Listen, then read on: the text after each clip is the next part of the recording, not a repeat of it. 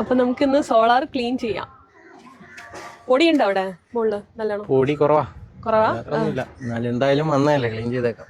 Okay. അല്ലെങ്കിൽ നമുക്ക് current bill കൂടാൻ സാധ്യത ഉണ്ടോ?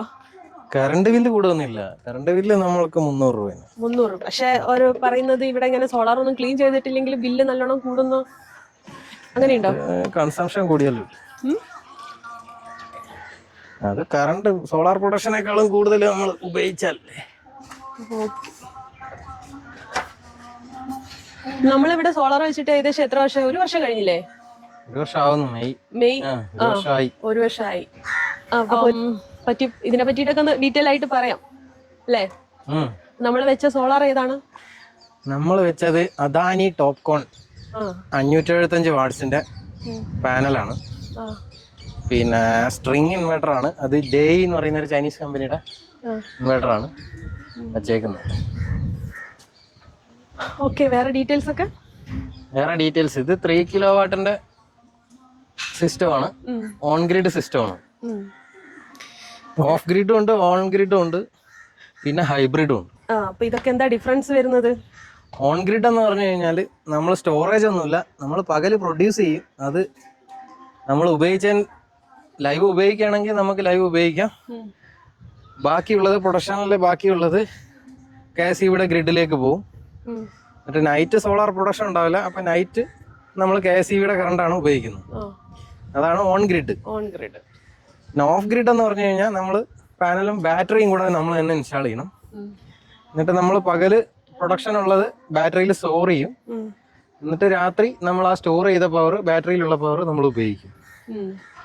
അതാണ് off grid. Off grid battery നമ്മൾ വാങ്ങിയില്ല അല്ലെ? ഓഫ് ഗ്രിഡ് ഭയങ്കര കോസ്റ്റ്ലിയാണ്.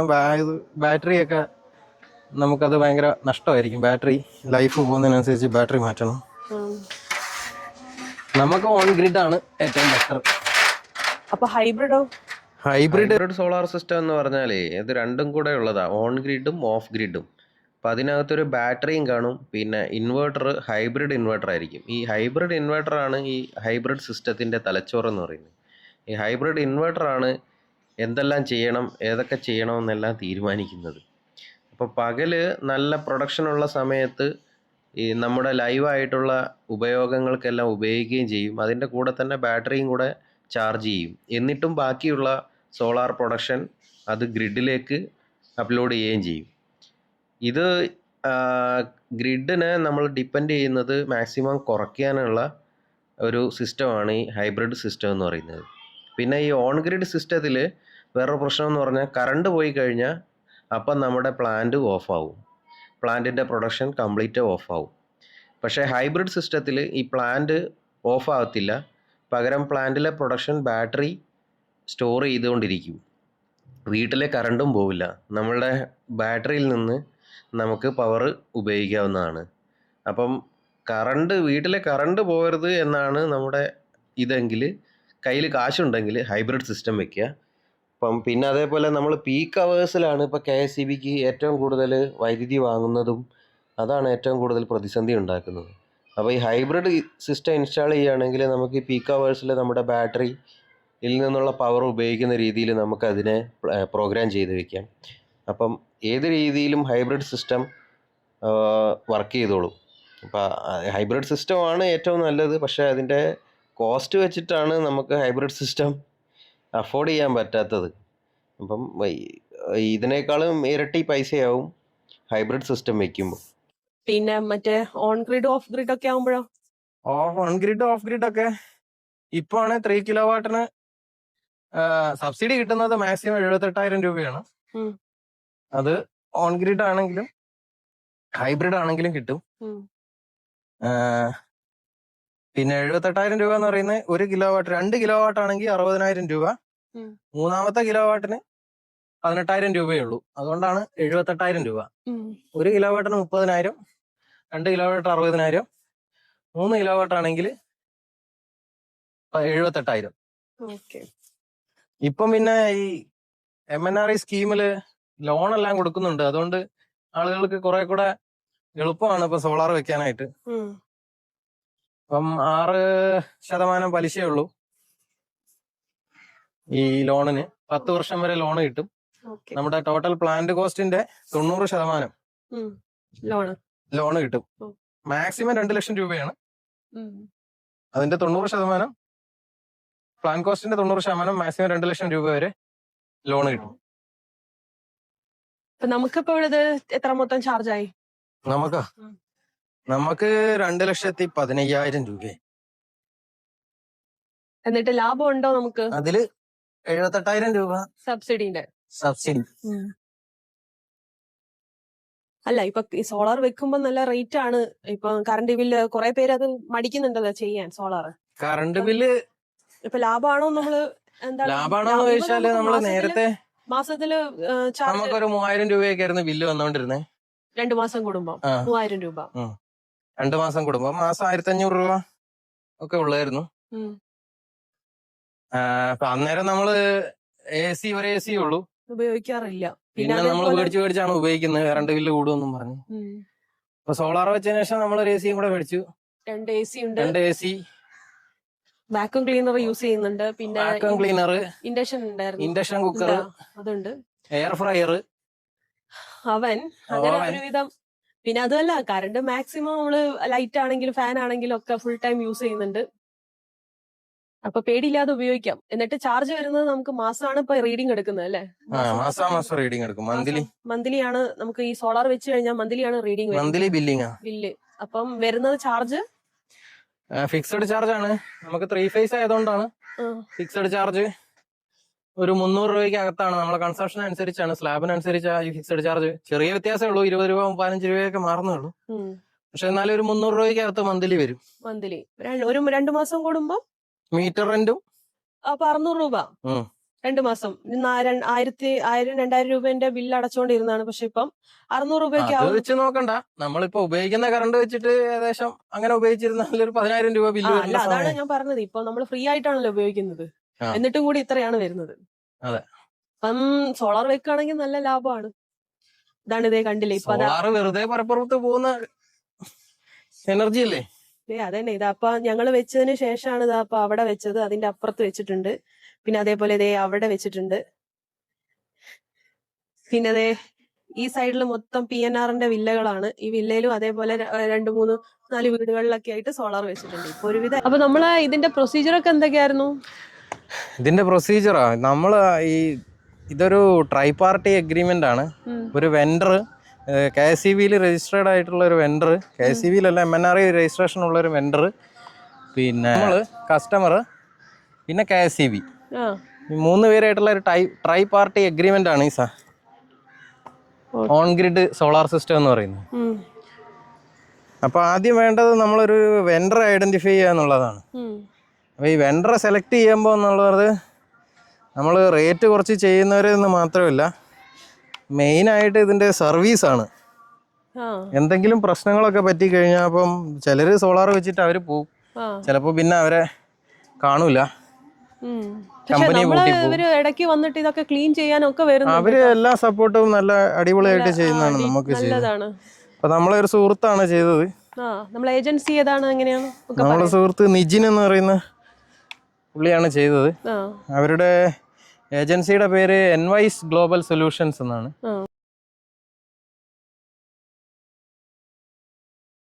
കൊല്ലം കടപ്പാക്കടയിലും ഓഫീസ് തുടങ്ങിയിട്ടുണ്ട് ഇപ്പൊ. അപ്പൊ കൊല്ലത്തൊക്കെ നമ്മുടെ സുഹൃത്തുക്കളുടെ വീട്ടിൽ ചെയ്തപ്പോ അവിടുന്ന് കുറെ പേരുടെ വീട്ടിലൊക്കെ അവിടെ ചെയ്തിട്ടുണ്ട്. ഇവിടെയും തന്നെ കുറെ പേര് നമ്മള് ചെയ്തു കഴിഞ്ഞാലേ ചെയ്തിട്ടുണ്ട്. നമ്മള് ചെയ്തു കഴിഞ്ഞാല് അവരുടെ ഡീലിങ്സും വർക്കും എല്ലാം ഇഷ്ടപ്പെട്ടിട്ട് എല്ലാവരും കുറെ വർക്ക് കിട്ടിയിരുന്നു. അപ്പൊ അവരുടെ കോണ്ടാക്ട് ഡീറ്റെയിൽസും കാര്യങ്ങളൊക്കെ ഞാൻ സ്ക്രീനിൽ കൊടുക്കാം. പിന്നെ എന്തൊക്കെയാണ് ഇതിനെ പറ്റിയിട്ട് പറയാനുള്ളത്? അപ്പം ഇത് ടോപ്പ് കോൺ എന്ന് പറയുന്ന പാനലാണ്. ടോപ്പ് കോൺ എന്ന് പറയുന്നത് ടണൽ ഓക്സൈഡ് പാസിവേറ്റഡ് കോണ്ടാക്ട് എന്നാണ് ഈ ടോപ്പ് കോണിന്റെ ഫുള്ള്. അപ്പോൾ ഇത് N ടൈപ്പ് സെമി കണ്ടക്ടർ ആണ് ഇതിൽ വരുന്നത്. ഇതാണ് ഇപ്പം നിലവിലുള്ളതിൽ ലേറ്റസ്റ്റ് ടെക്നോളജി. ടോപ്പ് കോൺ പാനൽസ് ആണ്. അപ്പം അല്ലാതെ ഉള്ളത് ബൈഫേഷ്യൽ പാനൽസ് ആണ് ഇപ്പം ഈ ടോപ്പ് കോൺ അല്ലെങ്കിൽ ആൾക്കാർ വെക്കുന്നത്. ബൈഫേഷ്യൽ എന്ന് പറഞ്ഞാൽ 2 സൈഡിൽ നിന്നും പ്രൊഡക്ഷൻ ഉണ്ടാവും. താഴെ റിഫ്ലക്റ്റ് ചെയ്യുന്ന സൂര്യപ്രകാശവും കൂടെ വൈദ്യുതിയായിട്ട് പ്രൊഡ്യൂസ് ചെയ്യാൻ കെൽപ്പുള്ള പാനലുകളാണ് ബൈഫേഷ്യൽ പാനലുകൾ. ഫേഷ്യൽ അപ്പോൾ ഈ ബൈഫേഷ്യൽ പാനലുകൾ അപ്പൊ അതാണോ നല്ലത്? അന്ന് നമ്മൾ വെക്കുന്ന സമയത്ത് DCR പാനൽ, DCR എന്ന് പറഞ്ഞാൽ ഡൊമസ്റ്റിക് കണ്ടന്റ് ഉള്ള പാനൽസ് അന്ന് അദാനിക്ക് മാത്രമേ ഉള്ളായിരുന്നു. ഇപ്പം വാരിക്ക് ഉണ്ടെന്ന് തോന്നുന്നു. അപ്പം വാരിക്കുണ്ട്, അദാനിക്കുണ്ട്, പിന്നെ വേറെ ഏതെങ്കിലും കമ്പനിക്ക് ഉണ്ടോയെന്ന് എനിക്കറിയില്ല. അപ്പോൾ വാരി നല്ല പാനലാണ്, അദാനിയും കുഴപ്പമൊന്നുമില്ല. നമുക്ക് നല്ല പ്രൊഡക്ഷൻ ഉണ്ട് ഇവിടെ.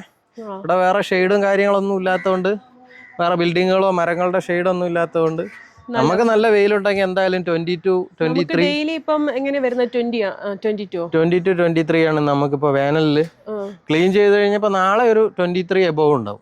ക്ലീൻ ക്ലീൻ ചെയ്ത് ഞാൻ നല്ല കണ്ടിന്യൂസ് നല്ല വെയിലാണെങ്കിൽ ഒരു 24 എബോവ് ഉണ്ടാവും.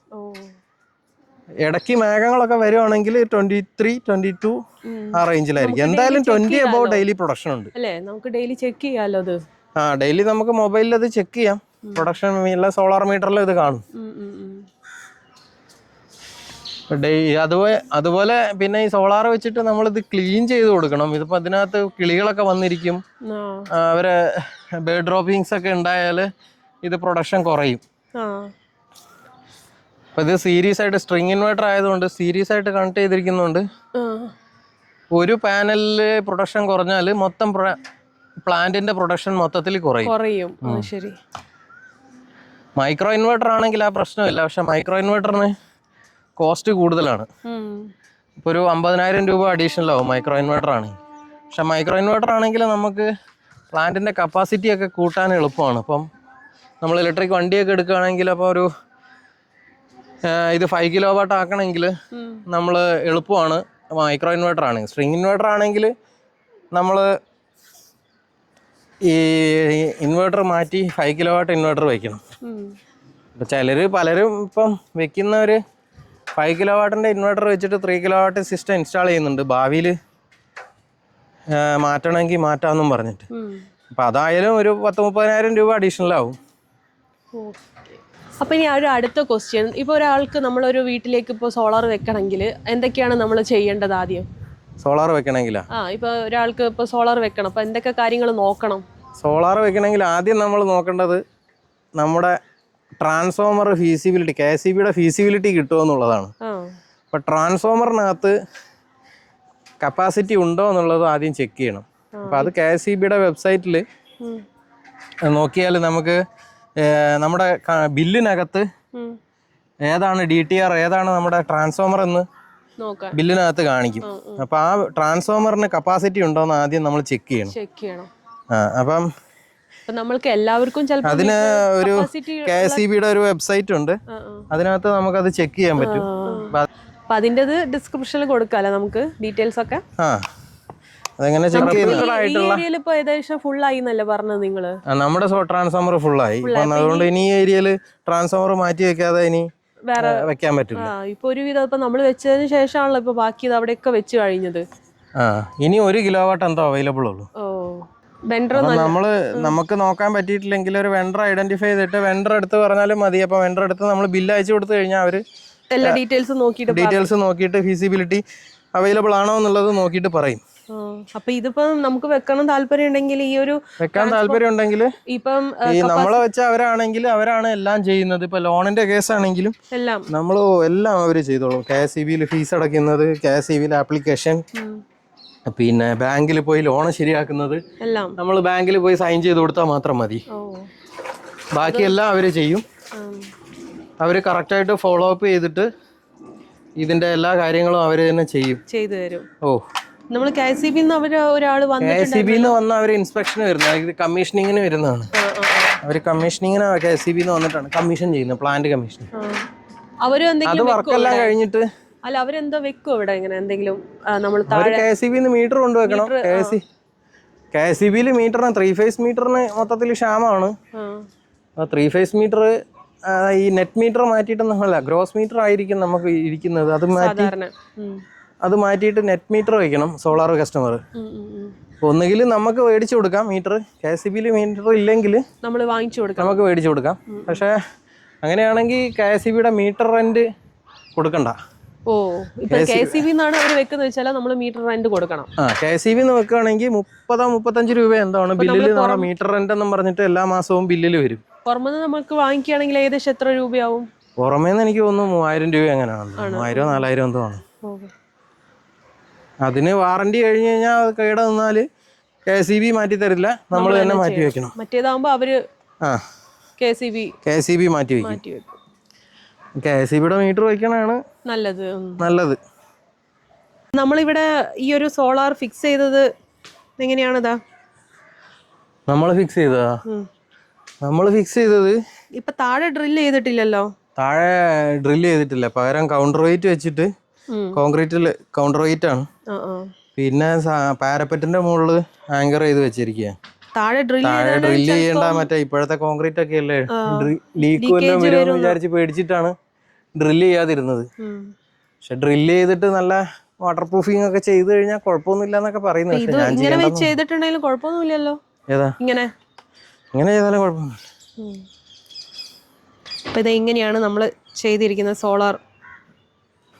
അങ്ങനെ ഏകദേശം നമ്മളെ ക്ലീനിങ് ഒക്കെ കഴിഞ്ഞ ക്ലീനിങ് നമ്മൾ ഇടയ്ക്ക് ചെയ്യുന്ന നമ്മൾ തന്നെ ചെയ്യണമെങ്കിൽ നല്ലത്. അവര് വരും, പക്ഷെ അവര് 4 മാസത്തിലൊരിക്കലാണ് വരുന്നത്, 3 മാസത്തിലൊരിക്കൽ.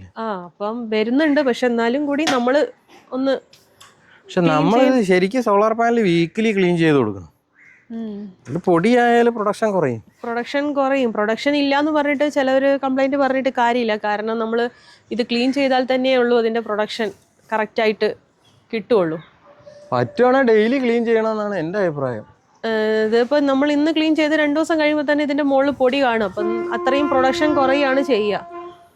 പൊടി എങ്ങനെയായാലും നമ്മള് ഇവിടെ മുകളിൽ മഴയില്ലാത്ത വേനലായതുകൊണ്ട് നല്ല പൊടിയാണ്. അപ്പൊ ഇതാണ് നമ്മള് താഴെ വെച്ചത്. ഇതാണ് ഇൻവേർട്ടർ. ഇതിപ്പോ പ്രൊഡക്ഷൻ വൈകുന്നേരം ആയതുകൊണ്ട് കഴിഞ്ഞു ഏകദേശം. ഇതിപ്പോ ഓഫ് ആവും. 0 വാട്ടേ ഉള്ളൂ, പ്രൊഡക്ഷൻ ഒന്നും ഇല്ല. 0-1 ഒക്കെ കാണിക്കുന്നത് കുറഞ്ഞു അല്ലേ? അല്ലെങ്കിൽ നമുക്ക് ഇവിടെ കാണിക്കാം അല്ലെ, പ്രൊഡക്ഷൻ കാണും. പിന്നെ ഇതൊക്കെയോ ഇത് DC, അത് AC DB. പിന്നെ ഇത് DC DB. ഇത് മോളിൽ നിന്ന് വരുന്ന DC ആണ് താഴോട്ട് വരുന്നത്, സ്ട്രിങ് ഇൻവെർട്ടർ ആയതുകൊണ്ട്. അപ്പം അതിന്റെ പ്രൊട്ടക്ടറും DB ഒക്കെയാണ് സാധനം. താഴെ എന്താണ് ഇങ്ങനെ? ഇത് എർത്ത്, ഇത് DC എർത്ത്, ഇത് ACയും ബോഡി എർത്ത്. ഇതാണ് ഇത് സോളാർ മീറ്റർ. ഇതിനകത്താണ് നമുക്ക് സോളാറിന്റെ പ്രൊഡക്ഷൻ എത്രയുണ്ട് എല്ലാം, ടോട്ടൽ യൂണിറ്റും ഡെയിലി പ്രൊഡക്ഷൻ ഒക്കെ അറിയാൻ പറ്റുന്നതിനകത്ത്. സോളാറിന്റെ ഇൻവെർട്ടറിനകത്ത് അറിയാൻ പറ്റും. ഇൻവെർട്ടർ ഇപ്പോൾ ഓഫായി. ഇതിനകത്ത് ടോട്ടൽ DC പവർ ഇപ്പോൾ 0 വാട്ട്. ഗ്രിഡ് ഇന്നത്തത് 20 കിലോ വാട്ട്. ടോട്ടൽ ഇത് 7675 കിലോ വാട്ട് ടോട്ടൽ പ്രൊഡക്ഷൻ ഇതുവരെ നടന്നത് 1 വർഷം കൊണ്ട്. പിന്നെ ഇത് ഇത് നെറ്റ് മീറ്റർ KCBയുടെ. ഇതിനകത്താണ് ഇമ്പോർട്ട് എക്സ്പോർട്ട് ഒക്കെ നമുക്ക് അറിയാൻ പറ്റുന്നത്. ഓക്കെ, ഇത് KCB വെച്ച മീറ്റർ. പിന്നെ 4 എർത്ത് വരും. ഒരു AC എർത്ത്, ഒരു DC എർത്ത്, ഒരു ബോഡി എർത്ത്, പിന്നെ ലൈറ്റ്നിങ് അറസ്റ്ററിന്റെ ഇത് ഇതിലെവിടെയാണ് വരുന്നത്. ലൈറ്റ്നിങ് അറസ്റ്ററിന്റെ ഇവിടെയാണ് അതിന്റെ എർത്ത് വരുന്നത്. ഇതൊക്കെയാണ് വരുന്നത് കണക്ഷൻ. പിന്നെ ഇതാണ് ഇൻവെർട്ടറിന്റെ സ്പെസിഫിക്കേഷൻ. അപ്പോൾ ഇതിൽ 3.9 കിലോ വാട്ട് വരെ മാക്സിമം ഇൻപുട്ട് ഉണ്ട്. പിന്നെ maximum input current 20 ampere DC ഉണ്ട്. അപ്പം നമുക്ക് ആംപിയർ ഒരു 14 ഇതിലും കൂടുതൽ വേണം ഈ ടോപ്പ് കോൺ പാനൽസിന്. ഒരു 15-16 ആംപിയർ, ചിലപ്പോൾ 17 ആംപിയർ ഒക്കെ നല്ല ഉച്ച സമയത്ത് പ്രൊഡക്ഷൻ ഉണ്ടാവും. അപ്പൊ അത്രയും ആംപിയർ കപ്പാസിറ്റി ഇല്ലാത്ത ഇൻവെർട്ടർ ആണെങ്കിൽ അത് അത്രയും ക്ലിപ്പ് ആവും. ഇൻവെർട്ടർ ക്ലിപ്പിംഗ് എന്ന് പറയാം. അപ്പൊ അത്രയും ലോസ് നമുക്ക് വരും. ലോസ് എന്ന് പറഞ്ഞാൽ അത്രയും അതിനെ കറണ്ടായിട്ട് മാറ്റി എടുക്കൂല. അത് അത്രയും ഇൻവെർട്ടറിന് പറ്റാത്തത് അത്രയും ഉള്ളത് അത് ഒഴിവാക്കും. അപ്പം ഇൻവെർട്ടർ ഈ ടോപ്കോൺ പാനൽ വെക്കുന്ന എല്ലാവരും ഒന്നുകിൽ ഡേയി പിന്നെ PV ബ്ലിങ്ക് അങ്ങനെ 2-3 കമ്പനികൾക്ക് ഉള്ളായിരുന്നു. ഇപ്പം എനിക്ക് അതിൻ്റെ ഇപ്പോഴത്തെ ഡീറ്റെയിൽസ് ഒന്നും എനിക്കറിയില്ല. അപ്പം അന്ന് ഇതായിരുന്നു അവൈലബിൾ ആയിട്ടുണ്ടായിരുന്നത്. അന്ന് അതുകൊണ്ട് ഇത് വെച്ചു. ഇതിന് 10 വർഷം വാറണ്ടി ഉണ്ട്. ഓക്കെ, അപ്പൊ ഇതൊക്കെയാണ് നമ്മളെ സോളാറിന്റെ ഡീറ്റെയിൽസ് അല്ലേ. ഇതുവരെയുള്ള ഒരു വർഷത്തെ പ്രൊഡക്ഷൻ 7675. ഡിവൈഡ് ബൈ നമുക്കൊരു 365 ചെയ്താൽ ഏകദേശം ആവറേജ് 21 യൂണിറ്റ് പ്രൊഡക്ഷൻ ഉണ്ട് ഡെയിലി. നമുക്ക് നല്ലോണം കറണ്ടൊക്കെ യൂസ് ചെയ്യാം. അപ്പം ഈ 3 കിലോവാട്ട് പ്ലാന്റിന്റെ 20 കിലോ ഈ ആവറേജ് പ്രൊഡക്ഷൻ എന്ന് പറഞ്ഞു കഴിഞ്ഞാൽ നല്ല പ്രൊഡക്ഷനാണ്. നമുക്ക് എത്രയാണ് ഏകദേശം ഒരു മാക്സിമം കിട്ടിയേക്കുന്നത് 24. അങ്ങനെയല്ല, നമ്മളിപ്പോ ഡെയിലി ഇപ്പൊ എത്ര വരും നമ്മളെ എല്ലാം കറണ്ടൊക്കെ കൺസപ്ഷൻ? നമുക്കൊരു 10 യൂണിറ്റ് ഒക്കെ വരുള്ളൂ. അപ്പൊ നമുക്കിപ്പം ബാലൻസ് ഉള്ളത് KCB ബാലൻസ് ഉള്ളത് 3000 യൂണിറ്റ് ബാലൻസ് ഉണ്ട്. അപ്പൊ നമുക്ക് ഈ ബാലൻസ് നമുക്ക് കിട്ടുന്ന നമുക്ക് പൈസ ആയിട്ട് അവര് പൈസ ആയിട്ട് കിട്ടുമെന്നാണ് പറയുന്നത്. നമുക്കിപ്പോ ഒരു വർഷം ആവുന്നല്ലേ ഉള്ളൂ. നമ്മളത് എത്ര ആവുന്ന എത്ര കിട്ടും എന്ന് അറിയില്ല. നമ്മളെ ബാലൻസ് ഇതാണ്. KCBയുടെ ബാലൻസ് 2915 യൂണിറ്റ് നമുക്കിപ്പം KCBയുടെ ബാങ്ക്ഡ് ബാലൻസ് ഉണ്ട്. അത്രയും യൂണിറ്റ് നമുക്ക് ബാലൻസ് ഉണ്ട്. അതിന്റെ ബാക്കിയേ നമ്മൾ ഉപയോഗിച്ചിട്ടുള്ളൂ. ഞങ്ങളിപ്പോൾ ഈ സോളാർ വെച്ചതിന് ശേഷം ഒരു വർഷത്തെ ഒരു എക്സ്പീരിയൻസ് പറയുകയാണെങ്കിൽ ഞങ്ങൾക്ക് ലാഭം മാത്രമേ ഉള്ളൂ. കാരണം ഞങ്ങൾ AC 2 റൂമിലും ഉപയോഗിക്കുന്നുണ്ട്, രാത്രി ഫുള്ളായിട്ട് ഉപയോഗിക്കുന്നുണ്ട്, പകലും അത്യാവശ്യത്തിന് ഞങ്ങൾ ഉപയോഗിക്കുന്നുണ്ട്. പിന്നെ അതേപോലെ ഇൻഡക്ഷൻ ആണെങ്കിലും അടുപ്പിൽ പാചകം ചെയ്യുന്നതൊക്കെ ഇൻഡക്ഷനിൽ തന്നെയാണ്. പിന്നെ അവൻ ഉണ്ട്, എയർ ഫ്രയർ ഉണ്ട്, അതേപോലെ ഇലക്ട്രിക് സ്കൂട്ടറും ഉണ്ട്. ഇതാണ് ഉപയോഗിക്കുന്നത്. അപ്പം നിങ്ങൾക്ക് ഈ ഒരു വീഡിയോ ഇഷ്ടമായെങ്കിൽ ലൈക്ക് ചെയ്യണം, ഷെയർ ചെയ്യണം, കമൻറ്റ് ചെയ്യണം. എന്ത് സംശയങ്ങളുണ്ടെങ്കിലും അത് ചോദിക്കാൻ മറക്കരുത്. ഞങ്ങൾക്ക് അറിയുന്നതാണെങ്കിൽ ഞങ്ങൾ കമൻറ്റിലൂടെ പറഞ്ഞു തരുന്നതായിരിക്കും.